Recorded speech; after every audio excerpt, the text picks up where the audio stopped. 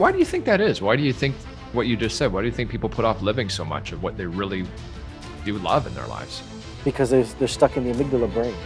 They're stuck in the amygdala consciousness of survival.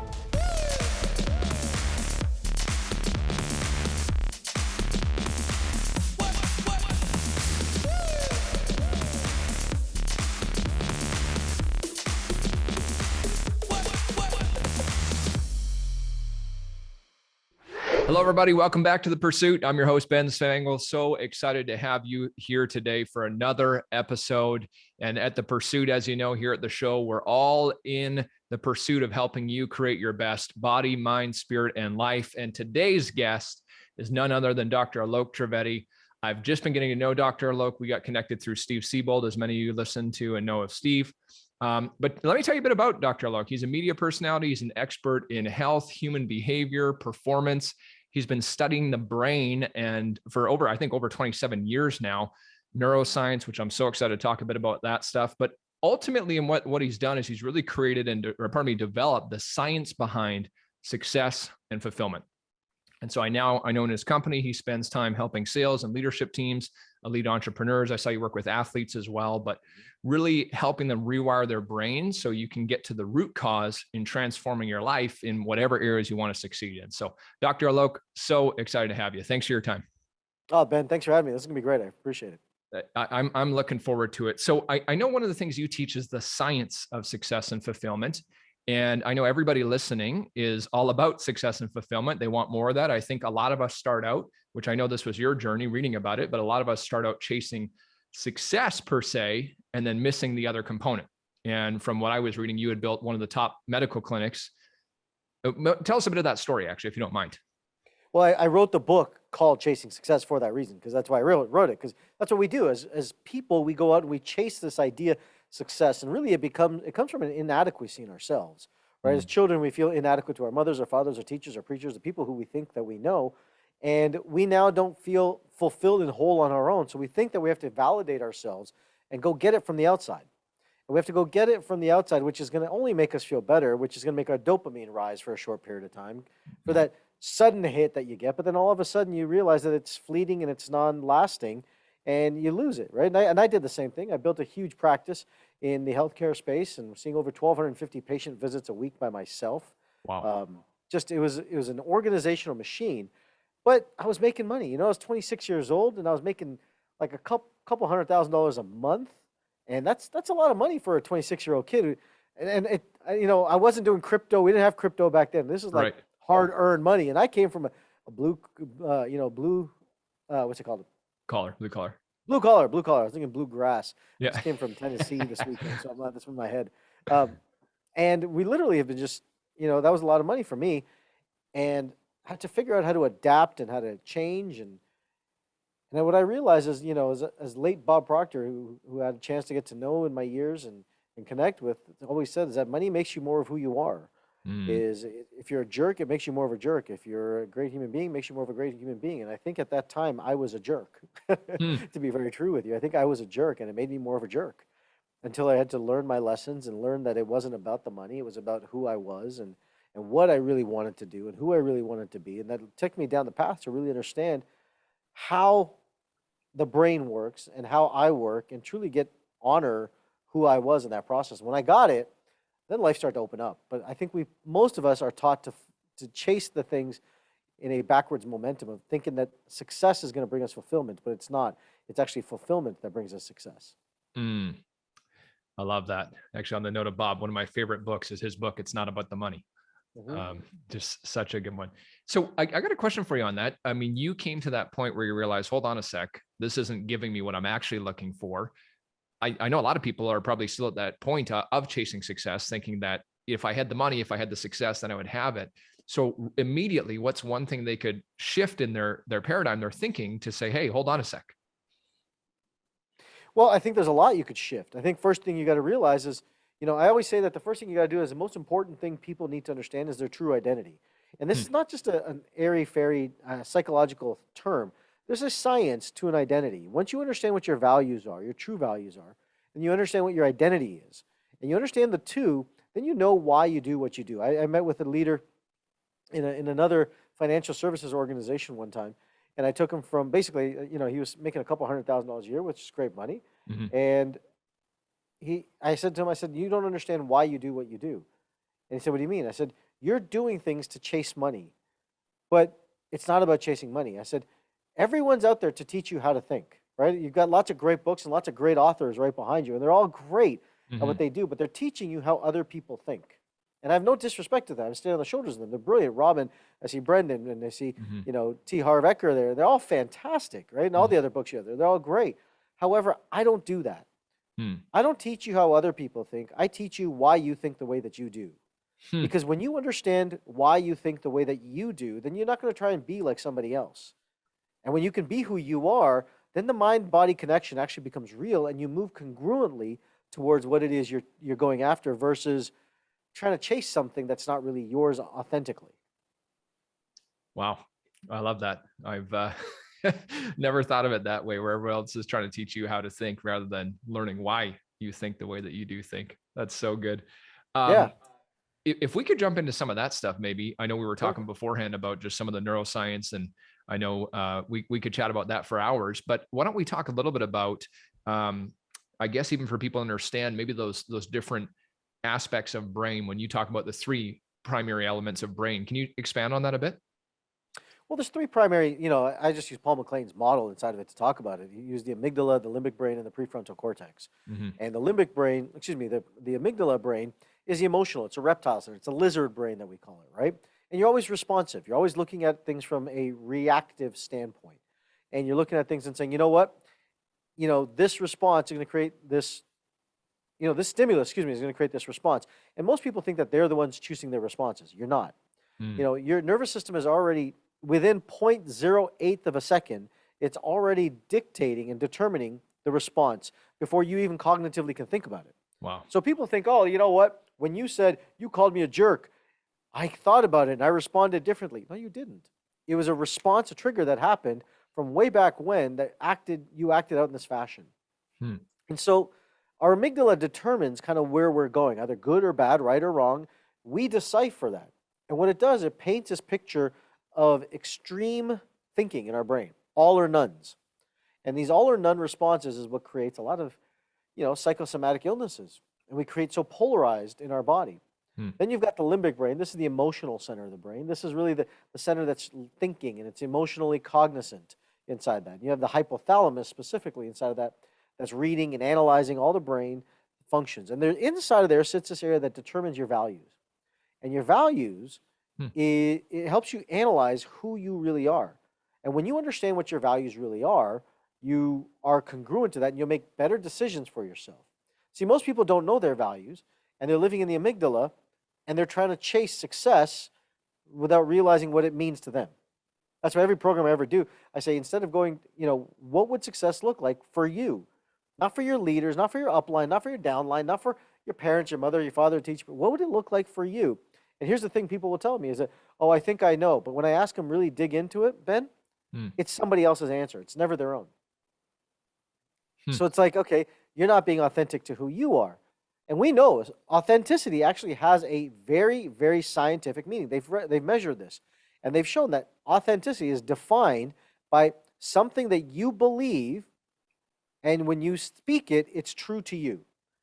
Right? So for example, I'll give you an example of that, right? Yeah. We've all been taught this idea of doing these positive affirmations. Mm-hmm. And I can tell you for majority of the population, they're not. They can sit there in the mirror and say, I'm rich, I'm rich, I'm rich, I'm rich, I'm rich, I'm rich. But on the back, they're thinking, I got this debt, I got this debt, I got this debt, the credit card bill is collecting, they're calling me. And you have this brain bifurcation is what I call it. Okay. Where your brain splits and realizes that it's not really authentically true. Mm-hmm. And the mind and body are trying to get you to be authentic, which is what leads us to the prefrontal cortex. Hmm. When we get to the prefrontal cortex, that's the executive center of the brain. Many authors have called that. It's the area of the brain that you think furthest from, furthest vision, clarity, and you have most direction from that space. Got it. Right. Yeah. I geeked out with you a little bit. I hope that was okay. That's awesome. I love that stuff. When you just talked about that, where you said the mind and the body, can you say that part again? They want to be congruent. What was the phrase you used? The mind and body want to become congruent. Yeah. And when they're aligned and congruent to who they are, to the Right. mind and body being, then you move in a congruent fashion towards what's authentic to you. Got And it. you don't have those voices in your head telling you that, you know, you're not good enough, you're not bad enough. See, I say this all the time, is that confidence is a symptom of authenticity. Interesting. Because we've got all these programs out there of people trying to be, you know, I'll teach you how to be more confident. I'll teach you how to be more confident. That's pseudo-confidence. Pseudo-confidence goes up and down and up and down. True confidence, it doesn't need it. It's when you're authentic to who you are, confidence becomes the byproduct of it. Wow. I guess that's why too, when you say one thing and then you actually do it. So I'm going to do X and then I go and do it. There's such a great feeling, is we're literally wired for that, to be congruent with what I say and what Absolutely. I do. Yeah. You know, I'll give you an example of this to give you some context, right? Yeah. I'm a doctor, as you mentioned earlier, and Mhm. I've spent many years in my practice. I built a large practice and everything, and I teach people about health. But here's the reality of it, right? And I would sit there and I'd smoke cigarettes, I'd drink on the weekends, Mhm. and I was probably about 50 pounds overweight. Mhm. But I was a really good doctor. I could give really good information, Mhm. but I wasn't congruent and authentic to myself inside that time. Hmm. And I was falsifying it to myself. Mhm. And so I would sit and say, I'm healthy, but was I really healthy? Right? Mhm. Many times people, smokers will come and tell me, you know what, I'm healthy. All I do is smoke. Yeah, that's probably not healthy. Like that doesn't mean you're healthy. But it wasn't until I actually started getting congruent to who I was Right. and my training and my exercise and not smoking, not drinking, not doing any of these things and getting really authentic to who I was. That's when I started moving towards what it is I wanted. Right. Yeah. And the confidence comes when you live in your identity. When you're trying to live in somebody else's identity, you lose who you are and you lose yourself inside of it. Hmm. You know, relationships are stagnant. I'm going to take a tangent here if that's okay with you, Yeah, Ben. please. You know, relationships are known to do this, right? Husband, wives get together, or boyfriend, girlfriend, you first start dating, you lose yourself in the other person. And then after 4, 6, 12 months comes along, you realize that the person that you've become is not the person who you are. And then you begin to resent the partner that you're with. Hmm. But it's not their fault. It's you chose to lose yourself because you were infatuated with that individual.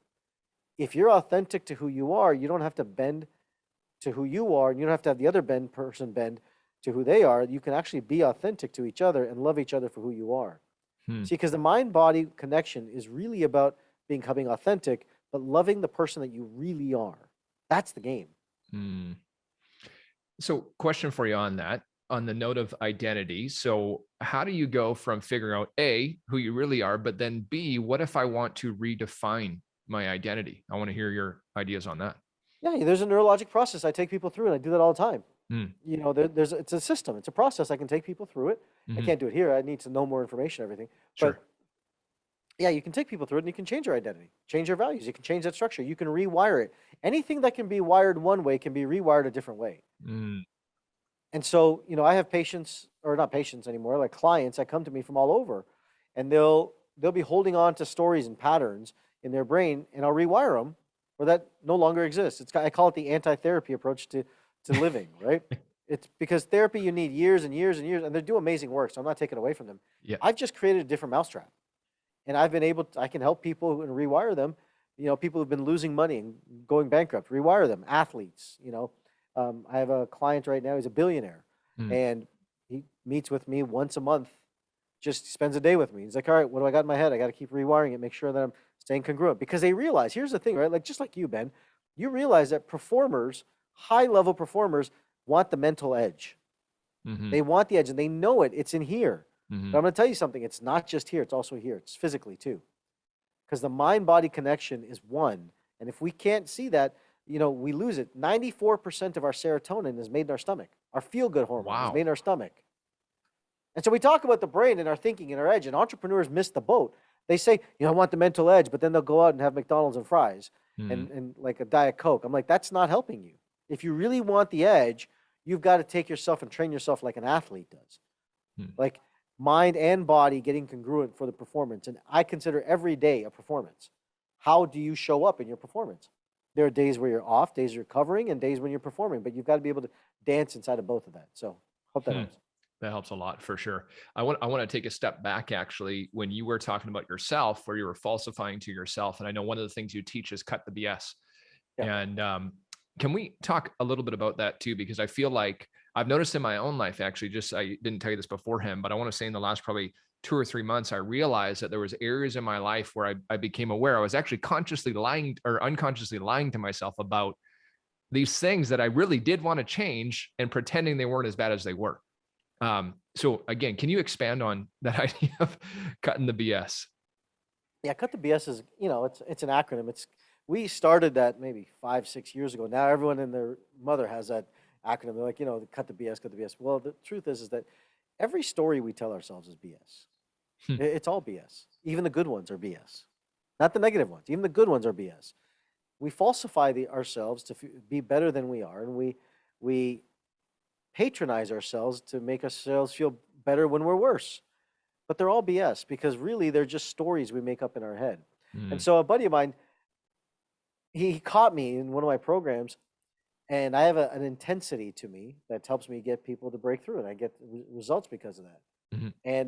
And I was sitting there, and I told the person, I said, stop the nonsense. You're lying to yourself. Cut the BS, and let's move forward with this. Let's get real inside of this. So cutting the BS was the rewiring process when I get intense, right? I call people to the carpet, and I call it, here it is, objectively.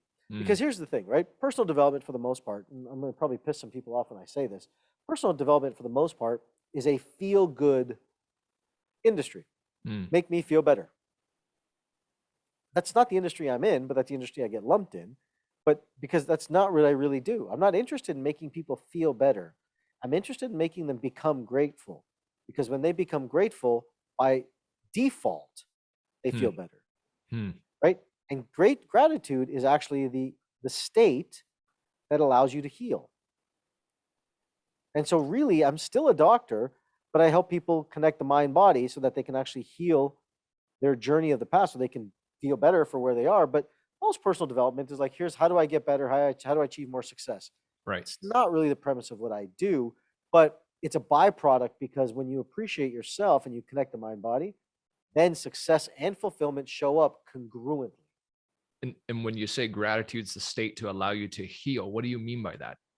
So gratitude is, as Bill Gove, Steve's mentor and my Yeah. mentor, Yeah. used to say that gratitude is the aristocrat of all emotion. Mm. True gratitude is where you have perfect balance in the brain and the mind.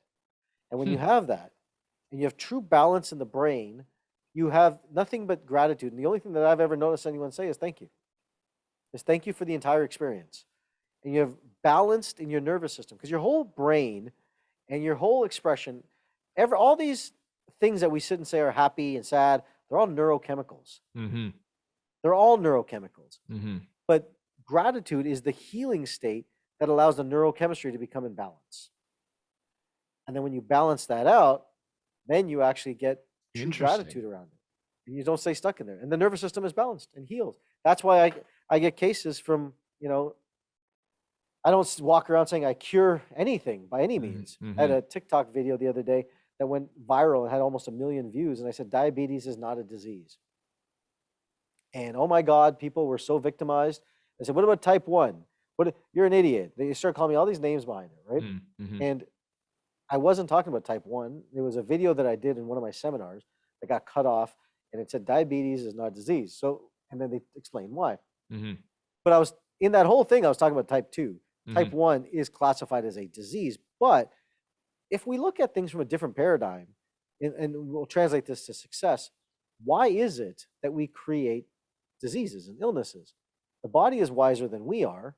Then Mm. why do we create these things that function normally?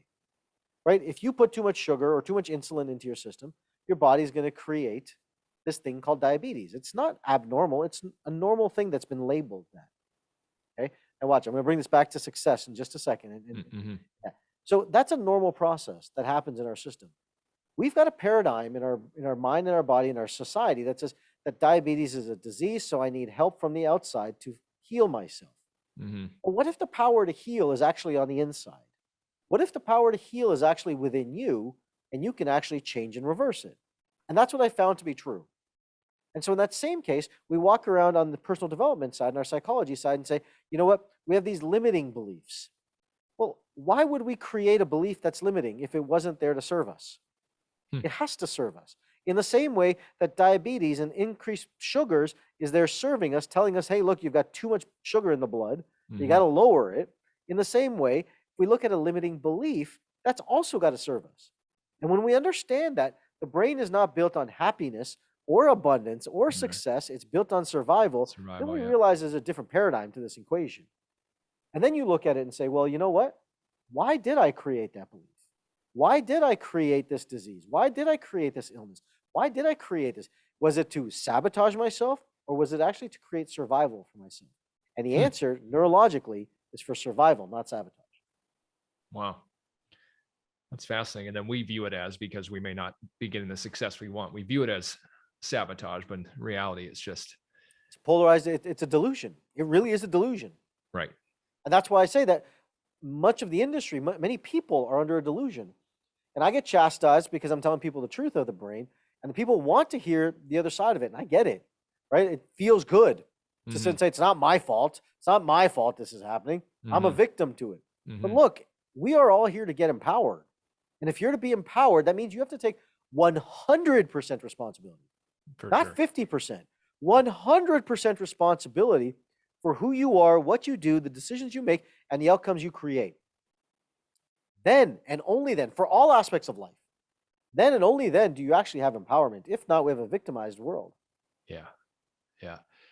I remember listening to Brian Tracy years and years and years ago. I know you've spoken with him too.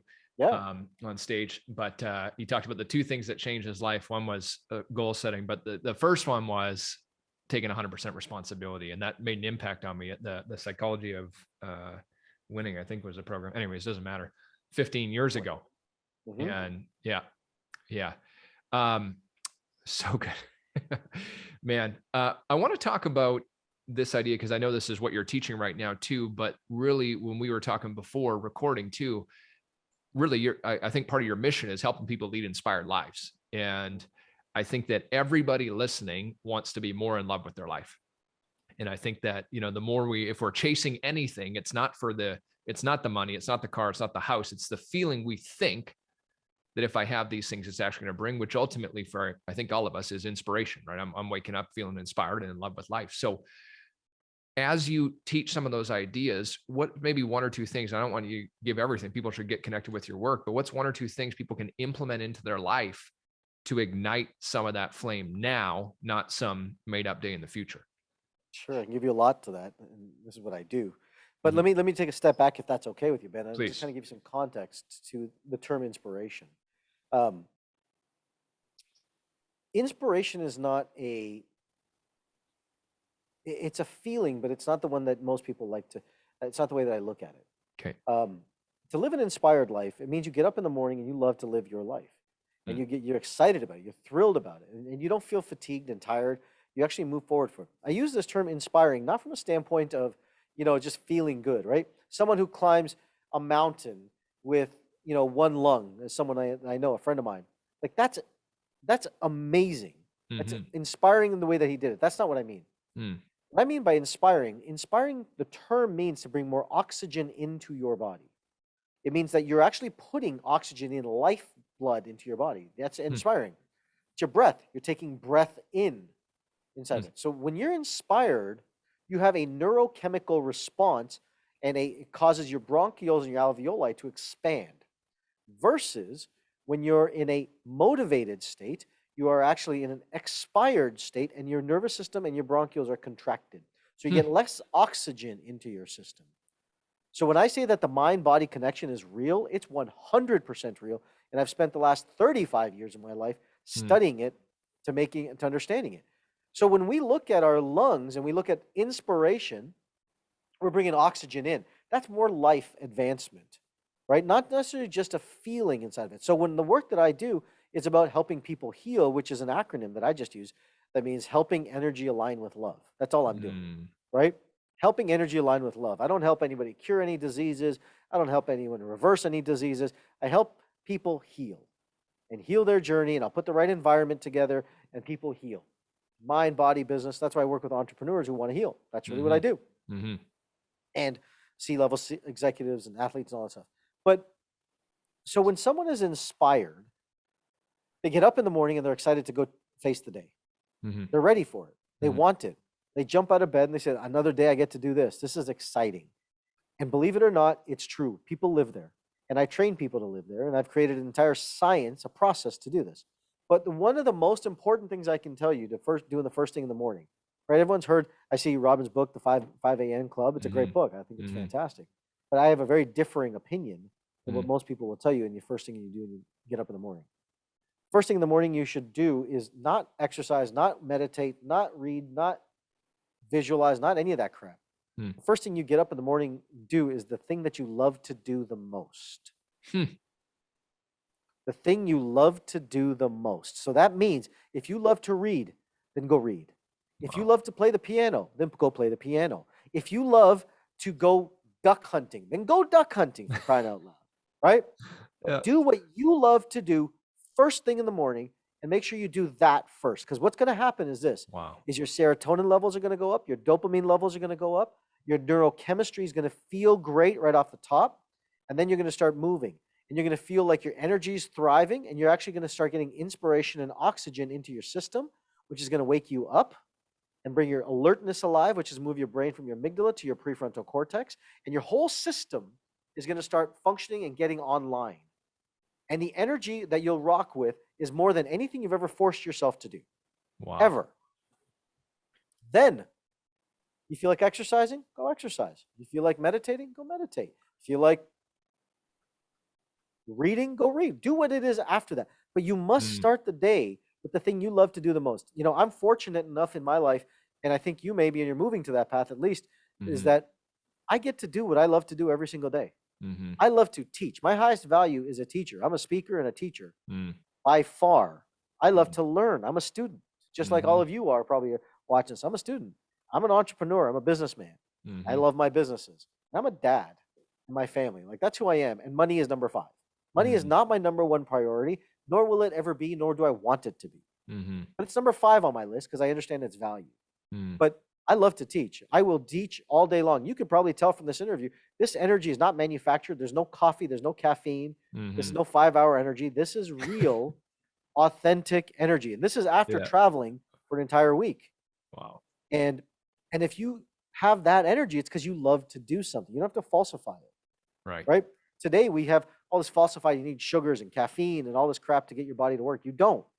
Focus on what you love to do first thing in the morning and then do that. Second thing you want to do in the morning is this, is you don't want to do your positive affirmations. Cut that crap out, because when you set a positive affirmation, you set yourself up for a delusion and a fantasy that can't be met during the day. You want to set yourself up objectively to be real, and you want to look at what challenges are you going to face today, and how am I going to face them? How am I going to navigate them?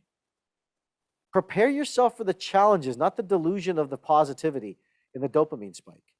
When you prepare for the challenges, you're much more grounded. I'll tell you something that most people don't realize about wealth. It's not the people who do positive affirmations that are the wealthiest. It's the ones that are the most risk averse that are the wealthiest. So if you go study the psychology of these people, and I have. People that are the most positive, that's great. It sounds fantastic. But those aren't the ones with the most money. The ones with the most money are the most calculated, the most risk averse inside of it. They're willing to take a risk. I'm not saying they're not, but they're risk averse. They look at it, they're calculated, and they say no far more than they say yes. They say no far more than they say yes. I'll give you a little tip that I think you'll value. I was hanging out with a billionaire on his boat in July. And I asked him the question that I think anyone would ask, right? Let me ask you, Ben, what would you ask a billionaire if you had one question to ask him? That's a great question. I've never even thought of that. One question only. I don't know, probably something like, how'd you get there? How do you get there? Okay, that's a good question. I had the opportunity to ask those, and then I was picking his brain, and he said, then I said, what books do you read? I said, I hate this question. He said, because everybody thinks that billionaires read all these books. He goes, here's the truth. He goes, billionaires are too busy making money. They don't have time to read books. Wow.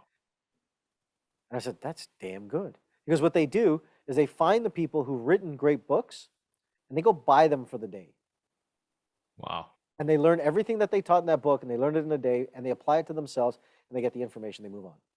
Wow. And I'm like, Oh my God, that was pure gold. Pure gold. I never even would have thought about it that way, right?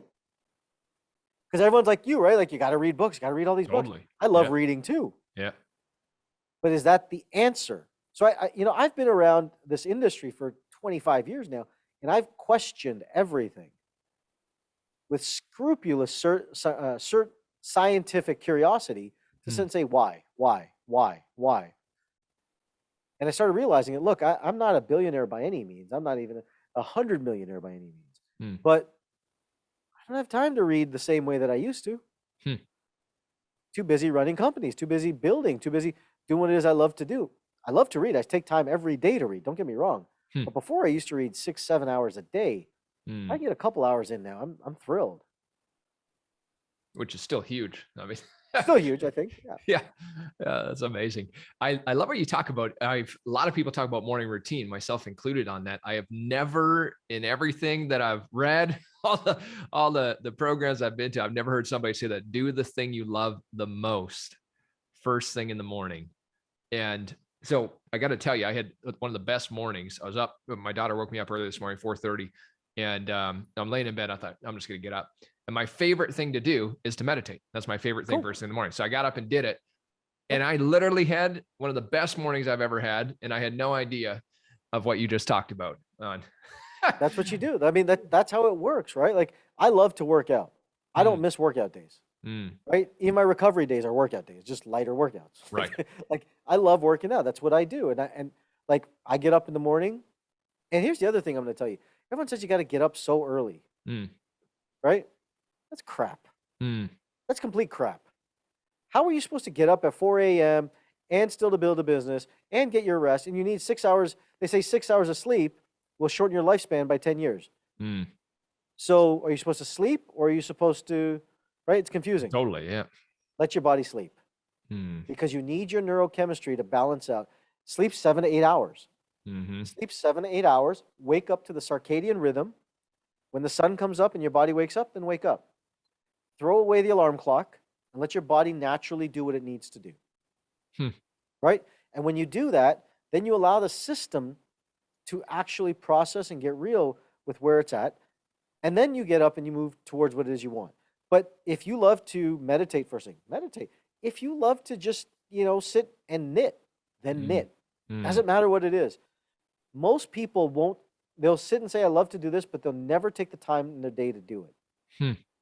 And before you know it, they'll turn 60, 70, 80 years old and say, I loved playing the piano back in the day. Yeah, I loved it. I haven't played in so many years. Why not? What's the point of living if you can't do the things that you love? Totally. Fast backwards. Yeah. Why do you think that is? Why do you think what you just said? Why do you think people put off living so much of what they really do love in their lives? Because they're stuck in the amygdala brain. They're stuck in the amygdala consciousness of survival, right?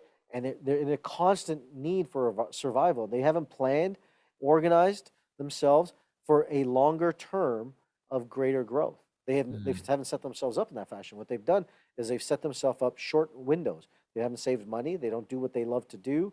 Work becomes arduous. And so here's the thing about money, right? If you have guilt and shame around money, you're going to give away your money. If you have resentment around money, you're going to stop bringing in money. So they have all these emotions around money and the growth around money that they don't actually see themselves growing and evolving. What they do is that they stay stuck and they're now desperate. And they're exhausted. And their cortisol levels in their body are sky high. And their fat is sky high. And they're looking at their system and saying, why am I not performing? I want to do better. And we know you do. However, you've just made the wrong choice in your life thinking that doing something else for money was going to be the answer. Then we all have to do things for money in the beginning. I'm not saying no. That's why I'm saying, you know what? Before you can get to the point of doing what it is you love 90% of the time or 100% of the time, at least do it in the morning. At least get up. If you love to speak, right? Like you're going to be a speaker, Ben, and I love that, right? And you're doing these podcasts. It's great. But if I were you and you love to speak, I'd get up at 4 a.m. or whenever you get up. The first thing you do is do a Facebook Live video and teach and speak. Just start there. Everyone's looking for the perfect place to be. And when I get there, then I'll start. When I'll get there, I'll start. Start now. Start building it in. Larry Wilson is a mentor that you've heard that name through Steve many times over, I'm sure. Larry and I I had a brief opportunity to meet Larry and speak with him. Mm-hmm. And I said, Larry, I want to speak. I want to help. I want to teach. He's like, then start speaking. I was like, but what about, he's like, then just start speaking. And this is 10, 12 years ago. And it's true. Just start speaking. Wow. We have all these facets. We have these stupid phones, and you can speak to the world like that. Yeah. Instantly. And that's what we've got to do. That's what we've got to navigate. The quicker we do that, the more we're going to create opportunity for ourselves. Amazing. That's so amazing. Just start on taking those steps, whatever you want to do. And the amygdala brain, so that's kind of like you're living a survival state all the time, basically. Yeah. Correct. Yeah. Yeah. And I think from what I understand too, I mean, the two would go hand in hand. If I'm living in survival all the time, I'm naturally cortisol, more stress levels, but also too, if I'm kind of stressing myself out, I'm probably living more in that brain too. Yeah. 100%. Yeah. That's why people who set goals never actually, they're always high stressed. Right. You don't want to set goals. You want to set standards. Mm. Goals is something you chase for a one-time fleeting achievement. Standards is the way that you live. Wow. I'm not a proponent of setting goals ever. I created delusions around it. Yeah. I'm into creating standards. What is my standard of living? What is my standard income? What is my standard business? What are my standards for my company? What are my standards for my team? We just had a whole team meeting on this today. What are your standards? What are the standards of the company? Can you meet the standards? If not, then you don't belong in the company. What are my standards? My standards, I'm going to work out 5 days a week. I'm going to muscle train 4 days a week at least. Mm-hmm. I'm going to do high intensity cardio at least once. And two long-term walks or 2 30-minute walks at an incline. Like that's, but if I don't do the incline walks, I'm okay with that. My standard is 5 days though. Standard. Yeah. My standard is 5 days. I will not miss 5 days ever. But if I feel like it, I'll go walk and I'll get 6 and 7 in. Yeah. So when you talk about that, not setting goals to your, say, I have a standard for income. So you would, let's say you're making whatever X, somebody's making 100 grand and they say, I got a goal to make $250,000. What you're saying, no, is raise the standard to where $250,000 is the standard. Is that what you're saying? Yeah. Correct. Because if you set a goal for 250,000, you know it and I know it. You may hit it once and then you're going to walk. Water's going to, what's it say? The saying, the water's going to seek its own level. So you'll hit it once, right? Think, oh, look at me, I made it. And then what people will say is you get down to 150 grand. That 100 grand, that's your sabotage factor. No, BS. You were only worth 150 grand. That's what you believed you were. You will never outgrow the identity of who you are. And your identity is your identity. So if your identity is 150,000, then that's where you're going to be. You may hit this once, but then you'll judge yourself, and I call that the sabotage factor of 100 grand inside of that. But then you're going to judge yourself, beat yourself up, and the problem is you won't actually get there, which increases your cortisol, increases your amygdala brain, stops you from ever being authentic to yourself, and you'll get angry, frustrated in people that you're with, the business you're in, and everyone around you. Wow. They'll never outgrow your identity. Yeah. So I guess all of what we're talking about is really the process of how do I raise that identity? How do I raise? Yeah. I don't know. You have to raise your identity. How do you just be your identity, right? You don't want to raise it. Like, you want to raise your standards, but you want to be your identity. Interesting. Like, my identity is my identity. Now, if I want to raise my standards, you do that. You grow, you evolve, you do that. But my identity is my identity. My identity is I'm a speaker and I'm a teacher and I'm a healer. I'm a dad. That's what I do. That's my identity. Yeah, it's so interesting. You get to do it at higher levels. Yeah. I was even thinking to myself, and as I used to think up until right now, the context of identity is, well, I earn X amount of dollars or whatever it might be. But really what we're talking about again is that's like a standard that I've developed versus the identity of who I am. I'll give you an example for like coming from like your world and your business, right? Sure. People that set income goals are always going to chase success. It's always going to chase success because that's something from the external factor that you don't really have control over. You really don't have control on the income. What you have control on are the drivers that move you towards your income. So when you set the standards for yourself, let's say you set yourself a standard for yourself that you have to do 100 calls a day. Hmm. And that's just what you do. If you do 100 calls a day, it's going to get you to a point of, 1,000 calls or 300 calls, 3,000 calls a month. Hmm. And that's going to get you to closing percentage. It's going to get you to a certain percentage. Great. Now you can factor that. You can manipulate that by changing your closing percentage or your call number. Like that's how you manipulate that. And I'm being very generic. I understand that. Right. I'm completely being generic. I understand. Yeah. But at the same token, if the standard is 100, then that's what you do. No matter what, you get the 100 calls in. But today you get 80, and tomorrow you get 120. The day after that you get 40. The day after that you get 170. That's not a standard. There's no consistency. See, the brain is seeking patterns and stabilizing patterns. So if you set itself that here's my stabilizing pattern, here's what I'm going to do, and then increase it by 10%, you'll have growth. Because that standard is eventually going to stabilize. And when it stabilizes, it needs now a new challenge. Most people are going to set a challenge where they want to go, 2x or 3x it that the brain and body can't handle. What it will grow to, it'll manage is 10% of that. So if you go from 100, can I make 110? You probably do 110. Okay, great. But if I said to you, can you do 125? That's probably going to seem like a big jump. Take it on a 10% increment and raise the standards every quarter and watch your life change. Wow. It reminds me of something I had heard recently, the idea of where rather than trying to figure out what can I do on my best day, what size can I do my best day, but instead raise what's your lowest day, which is ultimately the standard, right? Sure. Yeah, I love it. That's awesome. Yeah. So good, man. So good. I know we got tons more we could talk about, tons more. I hope to maybe have another chat with you sometime. Sure. First things first, where can people connect with you? Where do they find more of you, get more involved in your work? Yeah, absolutely. Anywhere on social. I mean, Dr. Rewire is my handle. You can find me on Instagram, TikTok, Facebook. Dr. Rewire. You go to my website, drrewire.com. Go to chasingsuccessbook.com, whatever is easier for anyone. Okay, awesome. We'll get that out to everybody as well. So good. And if you want, what I'll do for your listeners, because I normally don't do this, but if you guys want, we have a thing going on right now. If people want to sign up, and I don't know when this is going to go out or whatever, but if they want to sign up, you can, from this documentary, you can go to drtgift.com. And what I do is I have a financial rewire course. Oh, cool. And what it'll do is help rewire their money, their mind money story, and it has coaching and everything. And I gift you the first 2 months of that for free. Wow. $497 a month. I just gift that to you for free. That's amazing. Awesome. We'll get that out to everybody. Thank you for that. I know everyone's going to appreciate that. Thank you so much. So I know we're coming to an end of our time together today.